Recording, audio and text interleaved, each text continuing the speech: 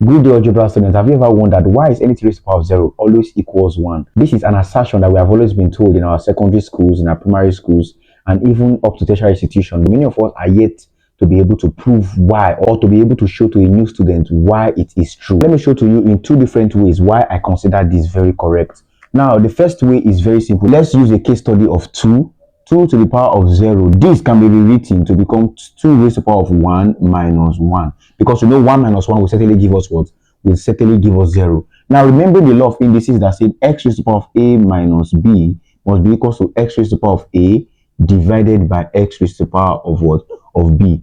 So we can also say therefore that this 2 raised to the power of 0, which was equals to what? 2 raised to the power of 1 minus 1 can be rewritten in this fashion to become what? 2 raised to the power of 1 divided by 2 raised to the power of what? Of 1. So with that, we can therefore write that 2 raised to the power of 0, this can be rewritten to become 2 raised to the power of 1 divided by 2 raised to the power of 1.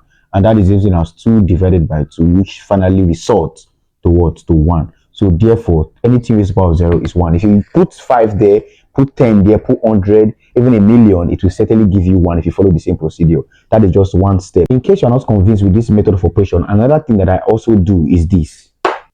Now look at this. This is still the same 2. We're using 2 as a case study here also. Now you can see that 2 are raising to power as numbers. You can see 2 to the 4, 2 to the 3, 2 to the 2, 2 to the 1, 2 to the 0. Now 2 to the 4 is going to be what? It's going to be 16. We know that. 2 to the 3 will be 8. 2 to the 2 will be 4. And what? And 2 to the 1 would be what? Would be 2. Now one thing you must understand about mathematics is that mathematics always follows a geometric or an arithmetic pattern. So this, you can see there's a pattern that has been observed here. You can see 16 divided by this number 2 will give you 8.